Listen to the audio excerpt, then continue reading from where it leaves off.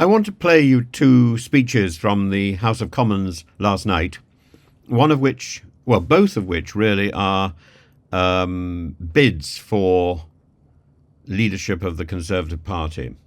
The first one by Priti Patel is a fairly inane review with a lot of looking at her notes and a lot of references, if I may say so, count the number of times she says that, as if she's apologising for standing there, which of course she should be. And the second speech is by Jenrick, and I've been very critical of Jenrick in the past. And he talks at one point about a failed project in Nottinghamshire, in his own constituency, which wasted money. He's talking about a green energy quango, but I think he should really be talking about the Rwanda project, the deterrent that he regrets is being abandoned by the Labour Party. But it is a confident speech. It's a speech given without notes. It's a speech in the tradition of the House. I always flag up really good speeches and really good performance in the House, no matter what side, no matter what view somebody is taking. I flag it up as an example of how to do the job. This is an example of how to do the job. Priti Patel's is old hat and second rate and unimportant, really. She demonstrates why she should not be the leader of the opposition. Jenrick demonstrates, whether you like him or not, why he should be standing at the dispatch box, why he should be the leader of the opposition. And as I say, I've had many reasons to object to him, reasons to disapprove of him. I particularly disliked the way he removed the cartoons in the detention centre and so on. But this was the speech of a statesman. And I'm going to play you them both and then tell me what you think. I'd love to know your comments, and particularly your comments about his performance rather than the content. Don't be distracted by the content. The content is, if you like the sort of slightly right-wing conservative content, well, that's fine. If you don't, that's fine as well. But look at the way he performs. The confidence, the assured command of the House. There's only a handful of people who can do that in the House of Commons at the moment. And Jenrick is certainly among them. And I haven't seen this from him before. I see it now. I'm eating humble pie. I think he's one of the future greats of the present Parliament. And he's somebody to imitate. If anybody wants to learn how to do it, this is how you do it. And previously it had been the leader of the SNP. But Stephen is now cast to the back of the back benches. And Jenrick is, I think, making a bid to come to the front benches, back again, to be in front of that dispatch box. And I think, if the Conservative Party has any sense, this is the bid for leadership.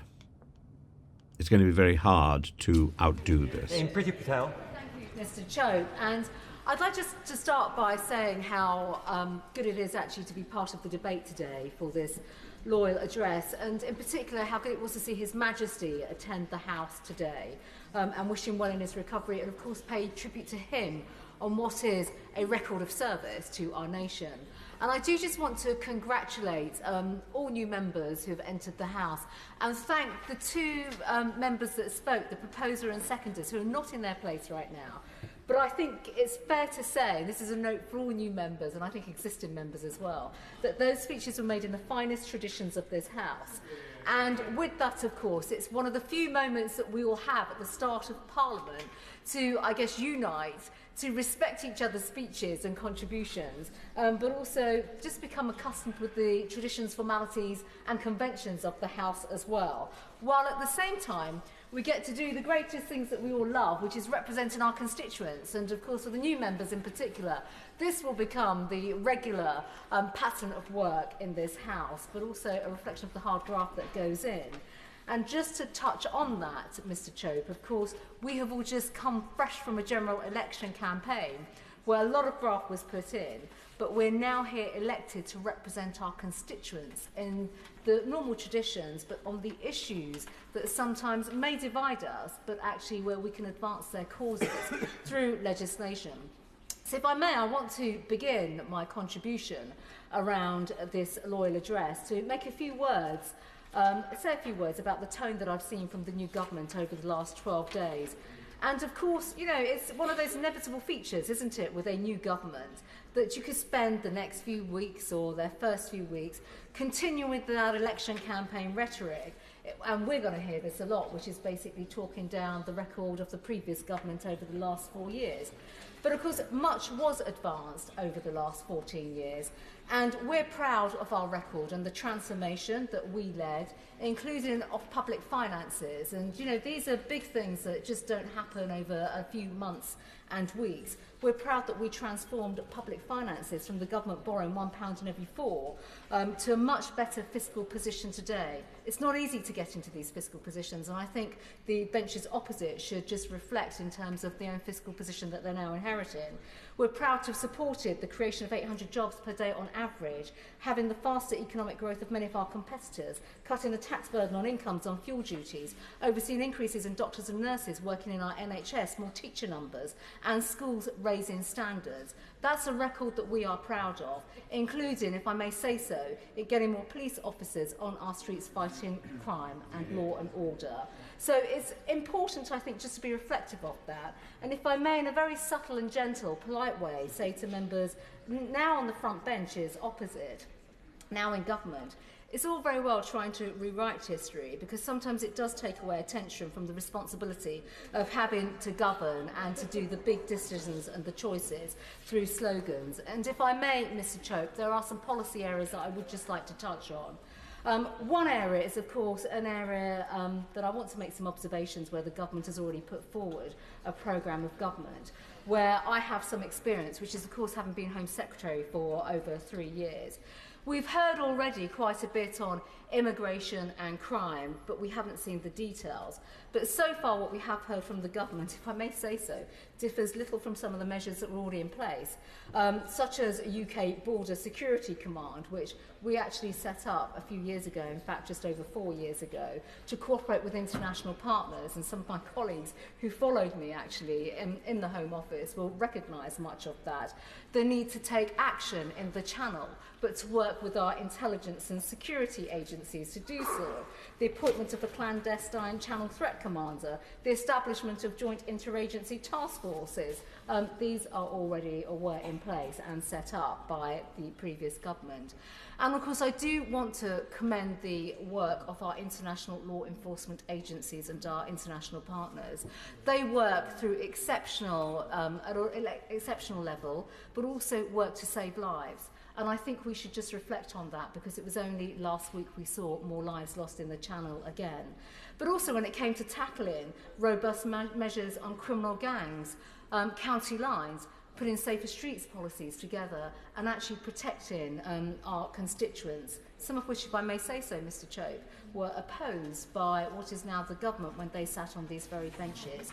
So it's important that we reflect that some things do not happen overnight. There's no single solution to tackling some of these issues, but it is through collaboration and working together that we can actually drive the right kind of outcomes as well. If I may say so as well, on law and order, we heard actually the Prime Minister speak about law and order today, and I welcome many of those comments and reflections on safer streets, on tackling counter-terrorism, but also basically when it comes to addressing some of the most appalling things that we still see and we will continue to see, which is violence on our streets. domestic abuse, victims suffering at the hands of criminals. And of course, none of us want to see prisoners released early from prison, but quite frankly, it's important that we do focus on the victims of crime and have the right punishments in place to ensure that those perpetrators of crime in particular are given tough sentences, which again I noticed were opposed in the previous Parliament, but actually we get that fairness back into our system when it comes to law and order. If I may, Mr. Chope, one of the great achievements of the last government was actually the expansion of renewable energy generation. I think we can be proud of our record of the past, actually, and be proud to be world leaders when it comes with the mix of renewables, passing 40% of all energy generated, and a huge improvement on the situation in 2010. Now, if I may, I do want to touch on, in fact, the Right Honourable Member for Harwich and North Essex has touched on this already, which is how we can actually work on generating new technology when it comes to energy. And with that, I genuinely believe that it's technology, not taxation, that is a path to a much more sustainable future. And with that, of course, I think colleagues actually in the government are now going to realise the reality of some of the projects that exist and will really be dominating their inboxes now, which is the National Grid's attempt through the Norwich to Tilbury plans to impose over 100 miles of new pylons and overhead power lines across the east of England. The National Grid are pressing for these proposals. I and my right honourable friend, the member for Harwich and North Essex, are working basically to find alternatives through technology and looking at how we can actually upgrade the grid by not destroying the countryside across East Anglia. And there are farmers, there are local communities, there are community facilities such as White Notley Football Club who will lose community football pitches to bring in pylons across these constituencies.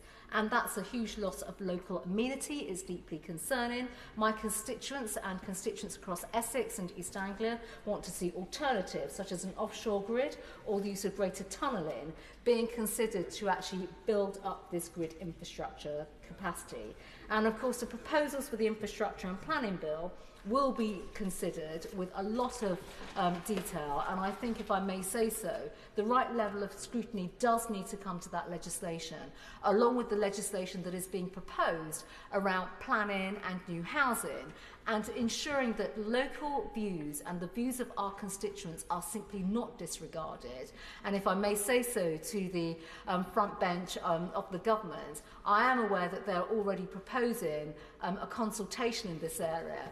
If I may give them some subtle and gentle advice, listening to the views of that consultation will be incredibly important, because this isn't about saying that people do not want homes. In fact, constituencies like mine have put forward so many plans for new homes. We've actually built over 10,000 new homes over the last decade, and actually they're family homes which have helped my constituency to become a very good commuter town, and a town that is actually successful when it comes to schools and families want to move to our area. But it is a case of getting the balance right, and that's incredibly important. It really is.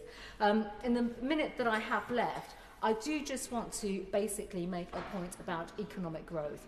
Of course, everybody across the country and in this House absolutely fundamentally believes in securing higher levels of economic growth. Every government wants that. Name a government that doesn't want that. We want more jobs. We want more job creation. We want more successful businesses. But actually, it is about being on the side of businesses and how we can effectively support them to employ people. In a constituency like mine, over 80% of my constituents are employed by small and medium-sized businesses. We're incredibly proud of that. But the minute more regulation and burden comes upon those businesses, I'm afraid they will lose the ability to grow their businesses and employ local people. And of course, that is the backbone of our economy, small businesses. And if I may say so, Mr. Chope, on a day like today when we see new bills coming forward, through the Loyal Address, through the King's Speech, it is right that as we go forward through this session of Parliament, that we literally give the scrutiny that is appropriate, the time that is appropriate to scrutinise these bills, but fundamentally make sure that we as members of Parliament and on this side of the chamber as His Majesty's loyal opposition provide the scrutiny but also the redress to ensure that constituencies' voice are heard, whether it's on planning, development, economic growth, but fundamentally making sure that Britain advances in the right way forward. So there was Priti Patel. And as you heard, if I may say so, weak, and fairly insubstantial. Now listen to the master do it. Robert Jenrick. Thank you, Mr. Deputy Speaker. And can I begin by congratulating the Honourable Lady on her maiden speech? It's quite clearly a real achievement to be the first to make a maiden speech, and I'm sure members on both sides of the House will join me in congratulating her and wishing her well in the years ahead here in Parliament. Can I welcome all new members to this House, not least because some of you make me look older, which I've been looking for some time. But I remember when I was first sworn in the House and I entered in a by-election and so swore in on my own in a class of one, and there was a real heckle on that occasion from the beast of Bolsover. And he said, "Is he here on work experience?" And everyone laughed. But I have a few more grey hairs now, 10 years on, and have just been through a difficult general election in North Nottinghamshire. And I want to begin my remarks by saying a special thank you to my constituents for doing me the great honour and privilege of re-electing me, made all the more so on a difficult night, clearly, for my party. I will use my time in this House over the course of this Parliament to represent them with all of the vim and vigour that I possibly can. Having served as a minister in each of the governments of the last 5 Prime Ministers, I know what a special privilege it is to serve as a minister. And so can I wish our successors in office all best wishes and all good luck in the years ahead. As a patriot, we all know that this government's success is our success, and we want them to tackle the great challenges facing our country and to enjoy their time in office as much as I did in my years in ministerial office. The course of the general election made a number of things clear to me. There were many things that I was deeply proud of that our government achieved and which I will fiercely defend in the months and the years ahead, taking a bankrupt country and righting our public services and public finances, ensuring a decade of good employment when we inherited high unemployment, particularly amongst young people, ensuring that we led Europe in the defence of Ukraine. I'll give way in a second to the honourable member, but let me finish my point. Ensuring that we reformed our education system, and so that we now outstrip countries all over the world for the literacy and the numeracy of our children. Ensuring that we were one of the greatest countries in the world for tackling environmental challenges, decarbonising faster than any other G8 country. For all those and other reasons, I will always defend the record of the last Conservative government. But I'll come on in a moment to some of the lessons that I learnt of its failings. But I'll give way to the honourable member first. I thank the member for giving way. Is he suggesting that voters on July the 4th were ungrateful? I didn't quite hear the honourable, but if he was asking whether or not the electorate was wrong, no. No politician should ever doubt the electorate. But it's right that we defend the things that we did well in government, and that there is a proper diagnosis of what we got right and what we got wrong. I think we did get some things wrong. When we stood in 2019, we promised to get Brexit done, and we did that. We got Brexit done, and we restored our sovereignty as a nation, a great and lasting achievement. But we also promised that we would secure our borders, that we would ensure a strong economy and lower taxes, and a strong NHS and public services, which the public rightly expect. And on those counts, we did not deliver the services, the lower taxes, the level of economic growth, and the migration system that we promised and which the public rightly expect. The baton for those things now passes to this Labour government. And where it succeeds, I will welcome and support it. Where it falls short, I will challenge it. Because we want to ensure that those great issues facing our country are properly addressed. We live in one of the greatest times to be alive, but it is a time of immense change, when there is a shift in power from west to east, when new technology like AI is upending old industries, where there is an age of mass migration, which is challenging the pace of change in our country, creating huge pressures on housing and public services, on integration, making it harder to build the united country that we all want to see. And I worry that what we saw today in this King's speech does fall short of some of those great challenges. There are undoubtedly bills which I welcome. For example, the bill on the Holocaust Memorial, a project that I have been involved in for many years, and I'm delighted this new government will take forwards. Some are radical, like the changes in our energy policy, and I worry that they are radical for all the wrong reasons. Despite having decarbonised faster than other countries, despite only being responsible for 1% of global emissions, we now find ourselves with a government pursuing, for ideological reasons, a net zero policy which is going to make it harder for our own consumers to afford their bills, which is going to further erode our industrial base, which is going to lead us in hock to Chinese technology, where we're trading dependence on Russian hydrocarbons for Chinese electric vehicles, smart meters and solar panels that will despoil our countryside, where new quangos will spring up, like Great British Energy, which serve no apparent purpose and take inspiration from their predecessors like Robin Hood Energy in my part of the world in Nottingham, a failed project that wasted £50 million of taxpayers' money. And already in the first few days of this government, I worry that 200,000 jobs in the oil and gas sector have been put in danger, just at the time when rightly the government is saying that we want to fuel our economy, to create jobs, and to change the dynamics that we've seen as a country since the financial crash in 2008. 20 or 30 years of low productivity growth and unsatisfactory economic growth. We should all be working to find ways to do that and to make that possible. I worry about the message on the economy that we're hearing. We want economic growth, but economic growth is founded on harnessing the entrepreneurship of our people. It is about creating a start-up country. It is about helping small business people to found businesses around their kitchen tables, like my parents did. It is not a statist vision of this country. It is not about using new quangos or a national wealth fund, which is an oxymoron because it's going to borrow the money it seeks to invest. It's not about changing our employment laws, which make us less competitive and will drive the kind of higher structural levels of unemployment that we see in Europe and which we mercifully have avoided over the last 10 years. And I worry about immigration because we do live in an age of mass migration. And I have been honest, painfully honest, about the failings of the last government on this topic. But I worry that the same or worse mistakes are about to be made again. What we're seeing in the Channel is a national security emergency.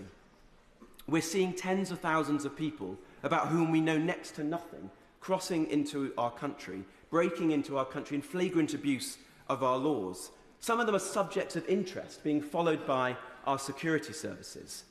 This has got to stop. And scrapping the only known credible deterrent with nothing else to put in its place is going to surrender to the people smuggling gangs. That's wrong, it's a mistake, and I worry that we are going to rue the day that we did that. I also hope that the government will take seriously legal migration, because we have to accept that the public in this country, in most parts of our country, have been voting for 20 or 30 years for governments and in referendums promising to control and to reduce the level of legal migration, only for governments of all political colours to do precisely the opposite. And that is immensely corrosive to public trust and confidence in politics and in democracy. And as one of our colleagues said earlier about the rise of far-right parties around the world, if we centrist parties on the left and the right do nothing about this, if we do nothing about this, then you will see the rise of far-right parties in this country. And I think that would be a great mistake. So I hope that the reforms that I started to reduce the number of people coming into this country legally are taken forward and that we further reduce them. Because we could have used this King's speech today, to implement a legal cap on net migration, embedded by Parliament in law. We haven't done that. And that will mean further pressure on housing, on public services, and on the pace of change. Let me close with this. The Prime Minister has said that he wants this to be a new era in which politics is defined by service. And I think we will all agree on that point. It should be. But the question is, who do we serve? I don't think that we come to this place to serve the interests of new quangos and commissions and reviews. I don't think we're sent here to serve the interests of the legal fraternity and contested notions of international law. I don't think we're sent here to serve the new and worrying rise in sectarian politics, represented in this House for the first time in my lifetime, and which again should worry us. We're sent here to serve the interests of our constituents, and I choose them. I choose to ensure the working people of Newark and Nottinghamshire are always represented. And they sent me here with a few clear messages. Secure our border, reduce immigration, lower our taxes, stop the crimes, build homes, build a more united country, cohesive, integrated, not riddled by the poison of left-wing identity politics. That's what I'm here to fight. Where this government does that and lives up to that test, I will support it. Where it doesn't, I'll fiercely challenge it. Thank you, Mr. Deputy Speaker. I hope you agree, whatever you think of Jenrick. This was a superb piece of parliamentary theatre. Superb.